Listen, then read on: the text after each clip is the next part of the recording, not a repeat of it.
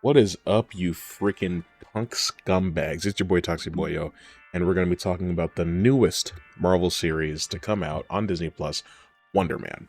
Now, Wonder Man, before we even get into it, is not a character that I know very much about.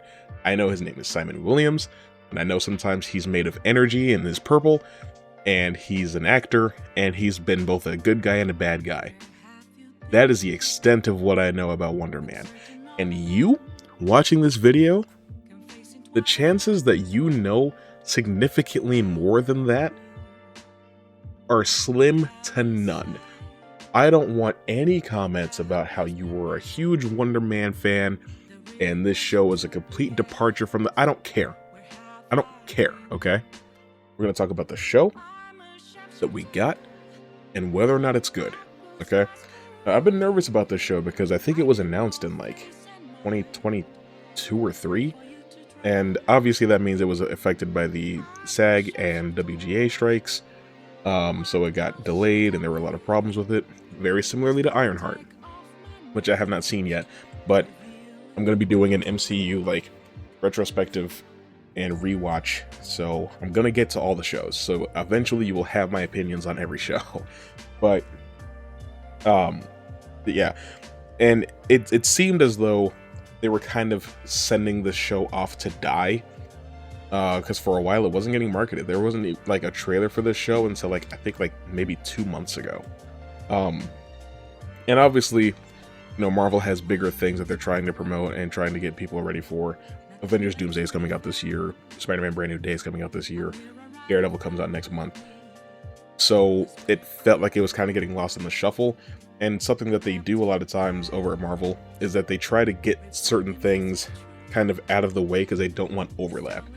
You know, Ironheart had to have all 6 of its episodes out before Fantastic Four First Steps came out.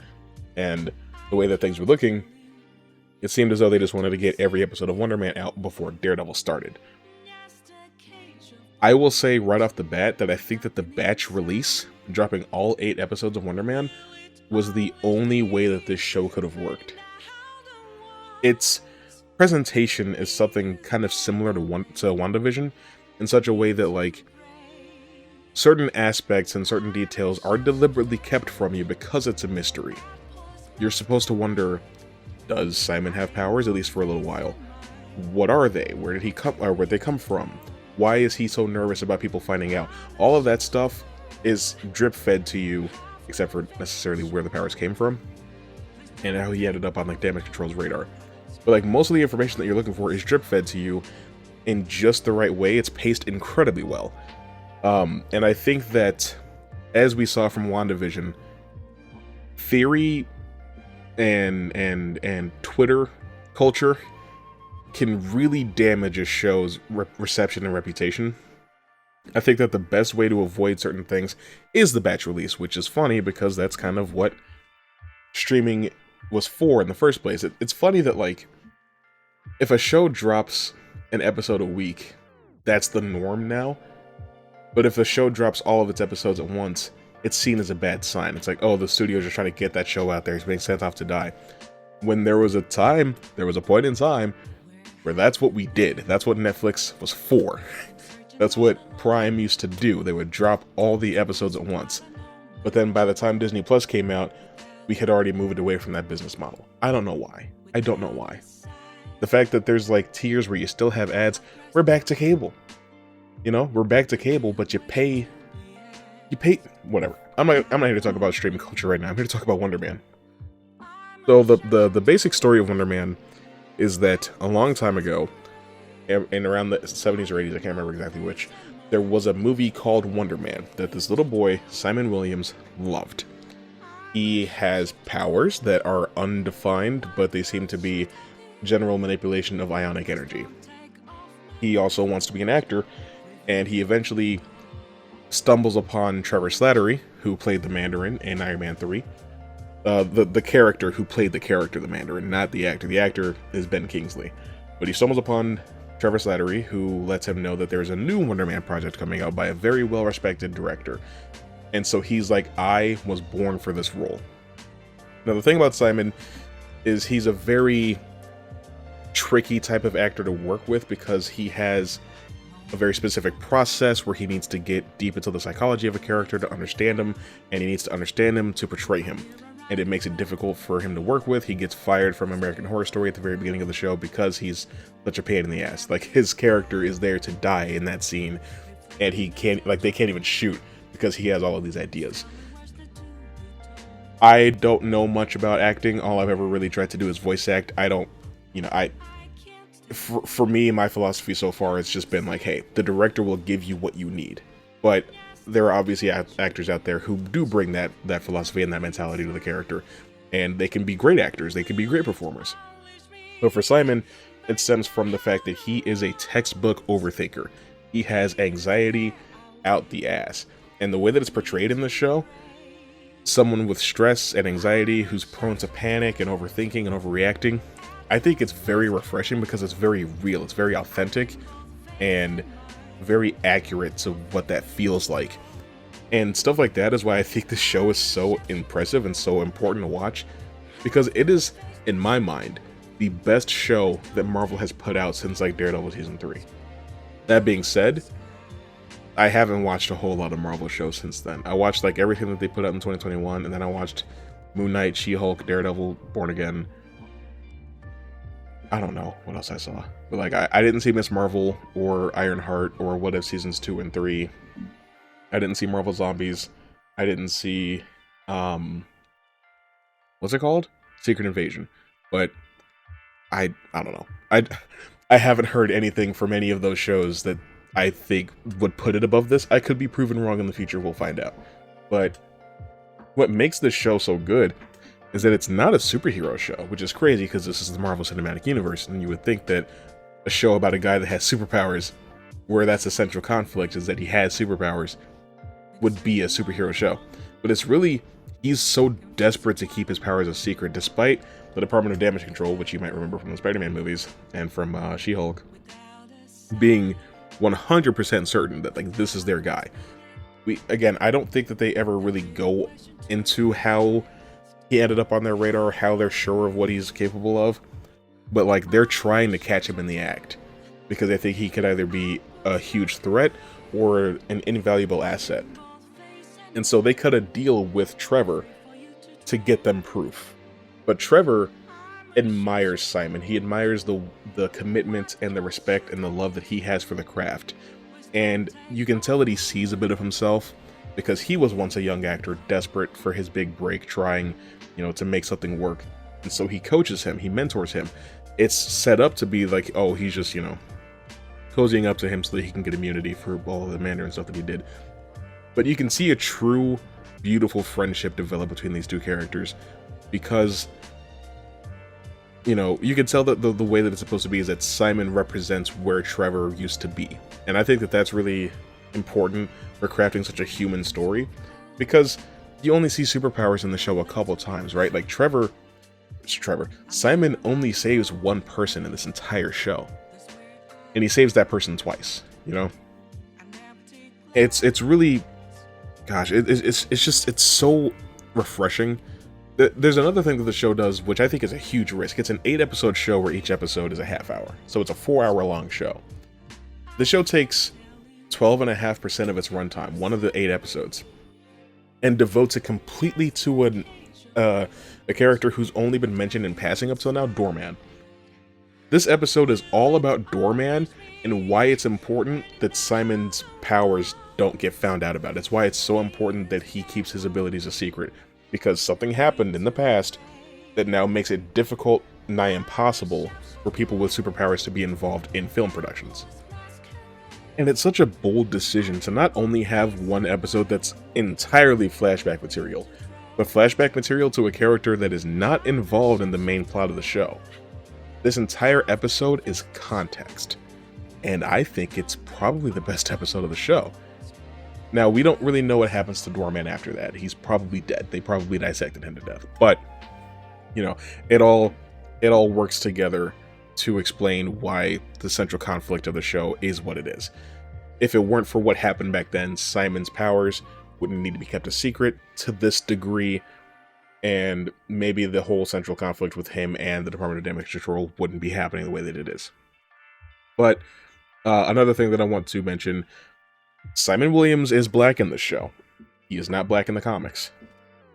I was prepared to have like a whole thing, like I was gonna get on my soapbox and shout about how there are real black Marvel characters that are sitting on the shelf that are not being represented at all.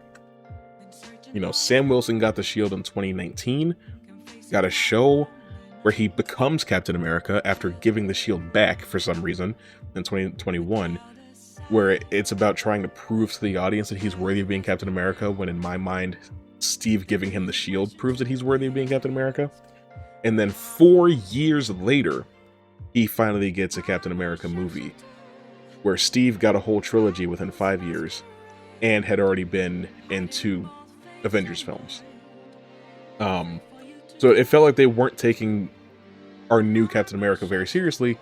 I don't know if it's because he's black, but those 2 things are both true, you know? Beyond that, you know, Chadwick Boseman passed away very tragically in 2020 after battling cancer. And since then, out of what they claim to be respect for the character, Marvel has refused to recast T'Challa, even though, not that I know Chadwick on a personal level or knew him, I think he would agree that the character is bigger than any one actor and would want other people to play that role to continue inspiring people. But the MCU killed the character off. And not only that, his final appearance in the MCU was a voiceless, pretty much cameo in Marvel Zombies where he dies again. You know, like probably like the premier black superhero. And it's almost as though he's being erased. His video game from Cliffhanger Studios was canceled. The game where you have Black Panther, King T'Chaka, Black Panther, and Captain America working together, Marvel 1943, has no release date, doesn't even have a release year as far as I know. So it's like, what are we doing there? Luke Cage, you know, Matt Murdock, Jessica Jones, and Frank Castle have all made the big jump from Netflix Marvel to Disney Marvel. You know, they've all made official appearances or are about to. Luke Cage still hasn't made it there.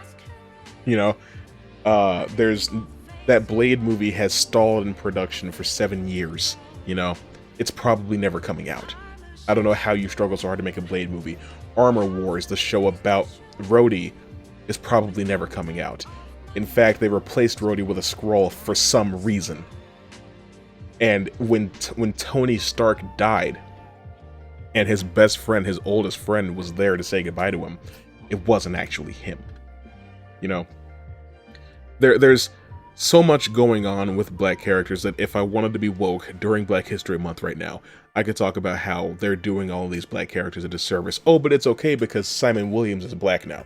I thought it was just going to be the superfluous race swap that did nothing for anybody. But he's not just black.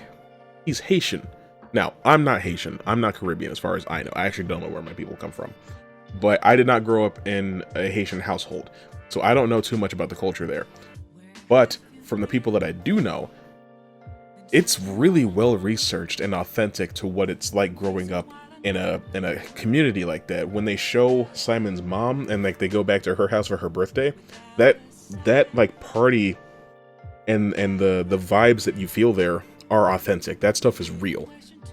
And so I appreciate that they probably cast Yahya just because he gave a great audition. I don't think that they went into the show with the purpose of making Simon black, but they cast this actor and they're like, you know what? Let's adapt the culture of the character around this actor. I think that that's beautiful. And then the episode about DeMar Davis, who's Doorman, all of that is authentically black too. When Simon's talking to his agent, who's also black, like just like the little things and the way that they talk to each other, that stuff feels so real. We're talking about code switching. You know how many people out there don't know what code switching is? That stuff is real. That's real life for a lot of minorities. If you are black or Latino or Asian, you talk to white people differently than you talk to your own people. When you're trying to impress somebody at a job interview, you talk to them differently than you talk to your own people. And yes, white people do that too. They behave differently at a job interview. But it's very different. Very different. I love all of that. I think that all of that comes together in such a beautiful way. And I hope to high heaven that there's a second season of this show. Because the note that it ends on does leave that door open. You know, you're curious as to what comes next for Simon's career. How long is he going to be able to ride this train before he gets found out? What's going to happen when it does all come crashing down? All of that, hopefully, will be addressed in season 2. But yeah, we'll see. And I kind of do still want to do a video about Marvel's black characters and the way that they've been, put on the shelf. It is Black History Month, so this is the time to do it. So if you're interested in that concept, let me know. It'll also be a nice way to know that you made it this far into the video. But Wonder Man, if I were going to throw this thing on a scale of 1 to 10, Wonder Man's a 9. Wonder Man is a 9 out of 10. The only, maybe a 9, maybe a 9.5, maybe a 9.5 out of 10. I think that this show is damn near perfect. The only thing that I wish that it had was more. I just would like more of the show. I think it's paced beautifully, written beautifully, directed beautifully. I loved every bit of it. And if you've seen Wonder Man Season 1 by now, I hope you've seen it. But whatever you think about the season, let me know in the comments, educate me, please. And tell me what underrated Marvel character you hope gets a live-action treatment next. I'm going to say Richard Rider Nova. I've been waiting for a Nova movie or something like that for 10 years now. But all that being said, that's all I got for you right now. I'll see you later.